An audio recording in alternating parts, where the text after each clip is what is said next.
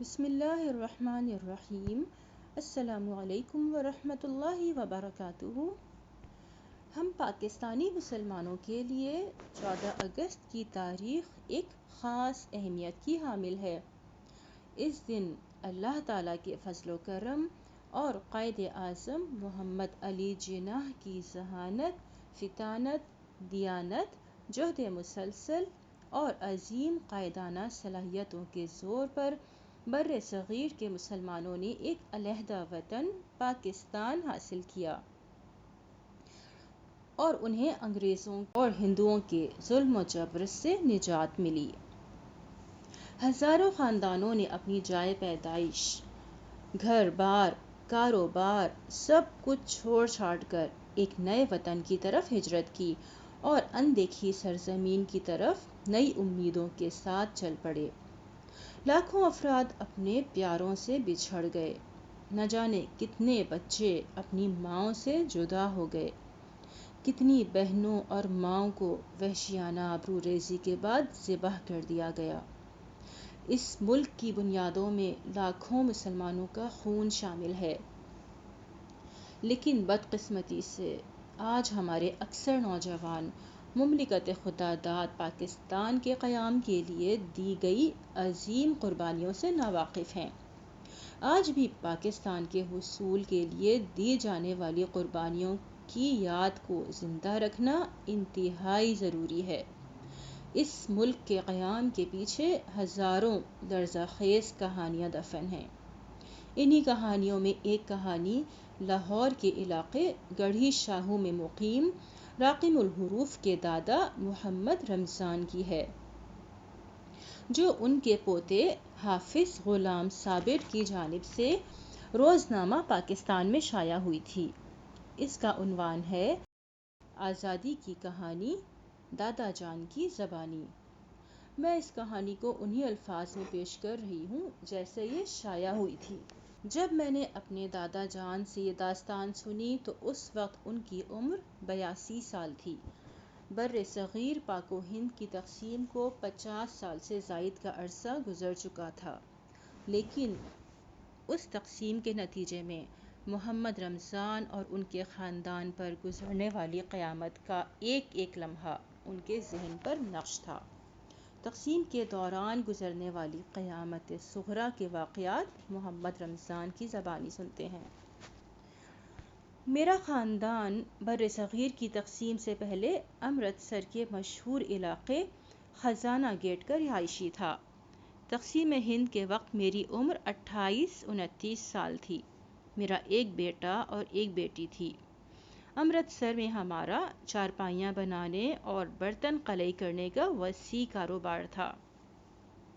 پاکستان کا قیام 26 ماہ رمضان المبارک 1368 ہجری بمطابق 14 اگست سن 1947 میں عمل میں آیا۔ یہ اللہ تعالیٰ کی کسی خاص مصلحت یا مشیت کی طرف اشارہ تھا، کیونکہ یہ رات لیلۃ القدر تھی۔ اگلا دن 27 رمضان المبارک اور جمعۃ الوداع تھا اور اس کے 3 روز بعد عید الفطر آنے والی تھی۔ مسلمانوں کے لیے یہ ہر اعتبار سے ایک مبارک رات، مبارک دن اور مبارک ماہ تھا۔ پورے ہندوستان کے مسلمان خوشی سے پھولے نہیں سما رہے تھے۔ جشن آزادی کی تیاریوں میں مبارکبادیں دی اور لی جا رہی تھیں۔ نعرے تکبیر بلند ہو رہے تھے۔ گلی گلی، گاؤں گاؤں اور شہر شہر پاکستان زندہ باد اور قائد اعظم زندہ باد کے فلک شگاف نعرے گونج رہے تھے۔ دوسری جانب ہندوؤں اور سکھوں کے سینے پر سانپ لوٹ رہے تھے۔ ان کے ہاں سوگ برپا ہو گیا، صف ماتم بچھ گئی اور آہ و بکا شروع ہو گئی۔ تقسیم ہند کے اعلان کے بعد پورے پنجاب میں ہندو سکھ مسلم فسادات پھوٹ پڑے۔ 15 اگست سن 1947 کو ہمارے گاؤں کے مسلمان سکھوں کے مظالم کے ڈر سے اپنی عزتوں اور زندگیوں کو بچانے کی کوشش میں بے سر و سامانی کے عالم میں اپنے گھر بار چھوڑ کر پاکستان کی طرف روانہ ہوئے۔ ابھی چند کلومیٹر کا فاصلہ طے کیا تھا کہ سکھوں کے ایک مسلح جتھے نے ہمارے قافلے پر بندوقوں، تلواروں، کرپانوں، نیزوں، برچھیوں اور کلہاڑیوں سے حملہ کر دیا۔ اس حملے میں اپنی بہنوں اور بیٹیوں کی عزتوں کے دفاع کے لیے قافلے کے ہم چند مسلمان نوجوان سینہ تان کر سکھوں کے مقابلے میں کھڑے ہو گئے۔ اس موقع پر ہمارے کئی نوجوان ساتھیوں کو شہید کر دیا گیا اور قافلے کے تمام لوگ ٹوٹی ہوئی تسبیح کے دانوں کی طرح بکھر گئے۔ ہر طرف بربریت کا راج تھا۔ اسی ظلم و ستم اور غارت گری میں مجھ سمیت سینکڑوں افراد اپنے پیاروں سے بچھڑ گئے۔ یہ تقریباً آدھ میل لمبا پیدل قافلہ تھا۔ اس قافلے میں 500 سے زائد مسلمان موجود تھے، جس میں میرے خاندان کے 16 افراد شامل تھے۔ درندہ نما سکھوں کا ایک گروہ قافلے کی کئی عورتوں کو اٹھا کر لے گیا۔ ان میں سے کچھ عورتوں نے اپنی عزت بچاتے ہوئے اپنے شیرخوار بچوں سمیت قریبی کنویں میں چھلانگیں لگا کر موت کو گلے لگا لیا۔ جان بچانے کی خاطر میرے ماموں جان بابا نتھو اپنے 6 سالہ بیٹے شاہ دین کو کندھوں پر اٹھا کر موقع سے بھاگ نکلے اور قریب گنے کی فصل میں چھپ گئے۔ اسی گنے کی فصل میں میرے گاؤں کے کئی مسلمانوں نے جان بچانے کے لیے پناہ لے رکھی تھی۔ ننھا شاہ دین خوف کی وجہ سے مسلسل رو رہا تھا۔ شاہ دین کے رونے کی آواز سن کر کئی مسلح سکھ اس فصل میں آ گھسے اور اندھا دھند مسلمانوں کو قتل کرنے لگے۔ اتنے میں بابا نتھو اپنے بیٹے کو اٹھائے بغیر وہاں سے بھاگ نکلے، لیکن ننھے شاہ دین کی چیخو پکار نے بابا نتھو کے قدموں کو آگے بڑھنے نہ دیا۔ میاں مینوں چھڈ کے نہ جا، میاں مینوں چھڈ کے نہ جا۔ مجبور باپ جب اپنے جگر کے ٹکڑے کو اٹھانے کے لیے واپس مڑا تو 2 سکھوں نے تلواروں سے بابا نتھو پر حملہ کر دیا اور سر پر تلواروں کے وار کیے، جس سے پورے سر پر تقریباً 1 انچ گہرے زخم آئے اور وہ لہو میں لت پت بابا نتھو کو مردہ سمجھ کر آگے بڑھ گئے۔ بعد میں آنے والے مسلمانوں نے سسکتے ہوئے معصوم شاہ دین کو اپنے ساتھ لے لیا۔ شاہ دین نے ہچکیاں لیتے ہوئے حسرت بھری نگاہوں سے اپنے بابا کو آخری بار دیکھا اور پھر بعد میں آنے والے مسلمانوں کے ایک قافلے نے، جن کے پاس بیل گاڑیاں تھیں، خون میں نہائے ہوئے بابا نتھو کو دیکھا تو اس کی سانسیں بھی چل رہی تھیں۔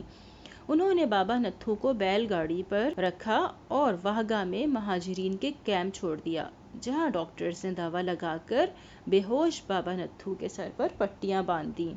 اللہ پاک کو ہمارے اس خاندان کو بچانا مقصود تھا، اس لیے ایک بوڑھے سکھ نے ہماری عورتوں کے زیورات کے بدلے انہیں واہگہ کیمپ تک پہنچانے کی ذمہ داری اٹھائی۔ اس سکھ نے صرف زیور ہی نہیں بلکہ ہمارے تمام ساز و سامان کو اپنے پاس رکھ کر میرے خاندان کے بچے کھچے افراد کو چند روز بعد واہگہ کیمپ پہنچا دیا، جہاں پہلے سے ہی بابا نتھو نیم مردہ حالت میں زخمی پڑا تھا۔ بابا نتھو کو دیکھتے ہی میرے گھر والوں کی جان میں جان آ گئی۔ میرا خاندان انتہائی دکھ اور صدمے کی حالت میں تھا، لیکن کیمپ میں موجود ہر شخص اپنے خاندان کے لوگوں کو قربان کر کے وہاں پہنچا تھا۔ میری والدہ، بیوی، بچوں، چھوٹے بھائیوں اور ماموں بابا نتھو کے خاندان کے افراد نے کئی دن کیمپ میں قیام کیا۔ اس قیام کے دوران کھانا نہ ملنے کی صورت میں درختوں کے پتے تک کھا کر گزارا کیا۔ اسی طرح کئی دن بعد بابا نتھو کو بھی ہوش آیا تو کیمپ میں اپنے گھر والوں سے مل کر انہوں نے سکون کا سانس لیا، لیکن میری اور ننھے شاہ دین کی غیر موجودگی سے بابا نتھو پر ایک مرتبہ پھر صدمے کے پہاڑ ٹوٹ پڑے۔ خیر، دن گزرتے رہے اور بابا نتھو صحت یاب ہوتے گئے۔ اب نہ جانے شاہ دین کن حالات میں زمانے کے ستم اپنی ننھی جان پر جھیل رہا تھا۔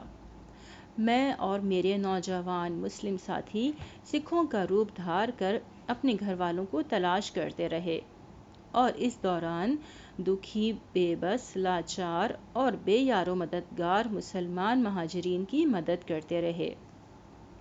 مہاجرین کے مختلف کیمپوں اور ریلوے اسٹیشنز پر بھی تلاش کیا۔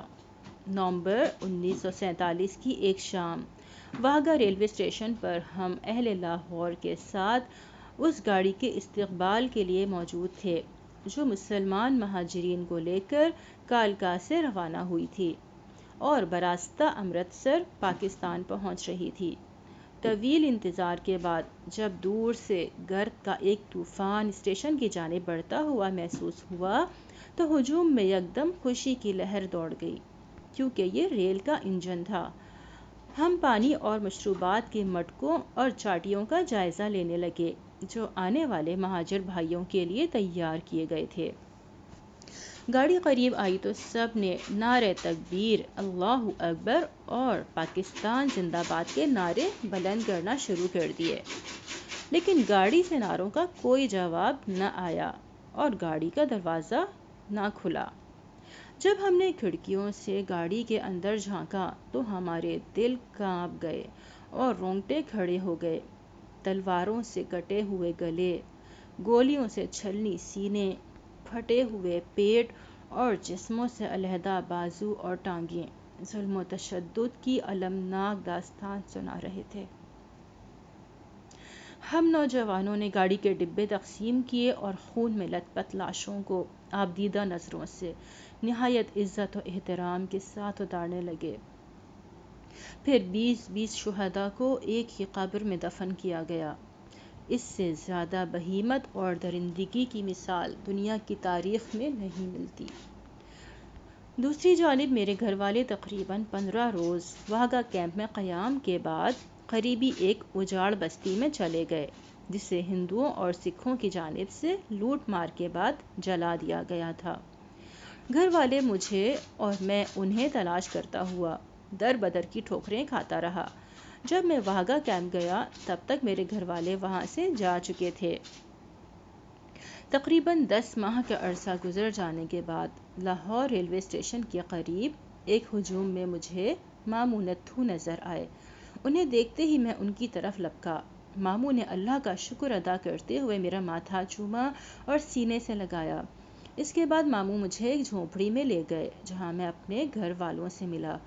گھر والوں کو اس حالت میں دیکھ کر مجھے اپنی آنکھوں پر یقین نہیں آ رہا تھا۔ پھر ہم سب گھر والے شاہ عالمی گتہ مارکیٹ ہندوؤں کی چھوڑی ہوئی ایک حویلی میں شفٹ ہو گئے۔ چند روز وہاں قیام کرنے کے بعد معلوم ہوا کہ میری چھوٹی بہن معراج بی بی بھی پٹھانہ گاؤں سے ہجرت کر کے نیواں احاطہ مولچند گڑھی شاہو رہ رہے ہیں۔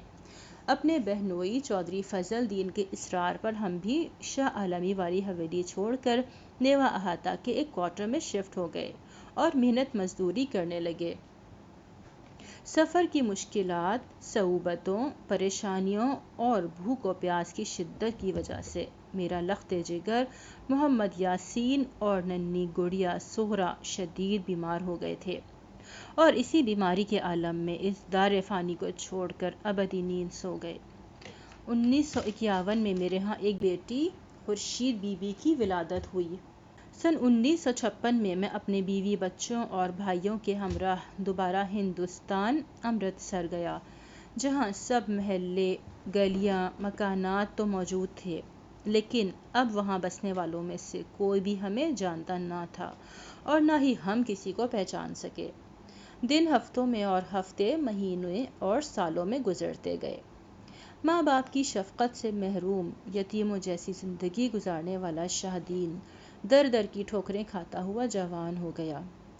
1983 کی ایک شام شاہ دین محنت مزدوری کے سلسلے میں گڑھی شاہو آیا۔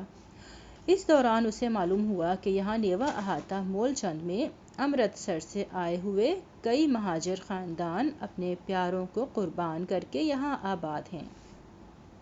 یہ سنتے ہی اس کے دل کے زخم تازہ ہو گئے اور وہ نیواں احاطہ پہنچ کر بابا نتھو کے بارے لوگوں سے پوچھنے لگا۔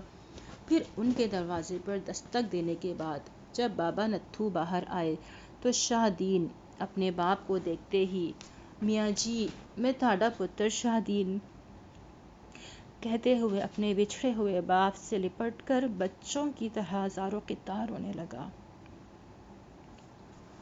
بابا نتھو بھی اپنے ہم شکل لختے جگر کو دیکھتے ہی سکتے میں آ گیا۔ بچپن میں چوٹ آنے کی وجہ سے شاہدین کے دائیں بازو پر گہرے زخم کا نشان تھا۔ جب بابا نتھو نے زخم کا نشان دیکھنے کے لیے اس کا بایاں بازو اوپر کیا تو شاہدین فوراً بولا، میاں جی زخم دا نشان میری سجی باں تے اے، اے زخم فلاں جگہ تے میری باں تے لگا سی۔ یہ سنتے ہی بابا نتھو بھی اپنے جگر کے ٹکڑے کو سینے سے لگا کر زارو قطار رونے لگا۔ دونوں باپ بیٹے کیا ملے، پورا محلہ خوشی سے نہال ہو گیا۔ بابا نتھو نے اللہ کا شکر ادا کرتے ہوئے نوافل ادا کیے، مٹھائیاں تقسیم کیں، دیگیں پکوائیں اور خوب خوشیاں منائیں۔ لوگ دور دراز سے شاہدین کو دیکھنے آتے اور بابا نتھو اور ان کے گھر والوں کو مبارکبادیاں دیتے رہے۔ عید کا سماں تھا۔ محمد رمضان اس کہانی کو بیان کرنے کے ساتھ ساتھ زارو قطار رو رہے تھے اور ہم یہ سوچنے پر مجبور تھے کہ قیام پاکستان کے وقت لاکھوں مسلمانوں کا اپنے پیاروں کو قربان کرنے کا مقصد کیا تھا۔ یہ سب قربانیاں کسی معاشی تحفظ اور مادی ترقی کے لیے ہرگز نہیں تھیں، بلکہ اس کا صرف ایک ہی مقصد تھا، اور وہ مقصد پاکستان کا مطلب کیا، لا الہ الا اللہ محمد الرسول اللہ کے سائے میں نظام مصطفیٰ صلی اللہ علیہ وسلم کا مکمل نفاذ ہے۔ ان کے علاوہ ہزاروں مرنے والے کئی راز اپنے سینوں میں لیے اس دنیائے فانی سے کوچ کر گئے، جنہیں اپنی آپ بیتی کسی کو سنانے اور قلم بند کرنے کا موقع ہی نہ ملا۔ کیا ہمارے ملک کے نوجوان اور حکمرانوں کو ان قربانیوں کا ادراک ہے جو اس ملک کے حصول کے لیے دی گئیں؟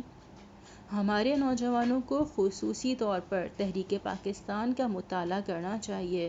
اس تحریک کی خون کو گرما دینے والی رودادیں اور اس کے کارکنان اور لیڈرز کی جدوجہد، جذبوں اور قربانیوں کی ولولہ انگیز داستانیں پڑھتے ہوئے ہمارا سر فخر سے بلند ہو جاتا ہے۔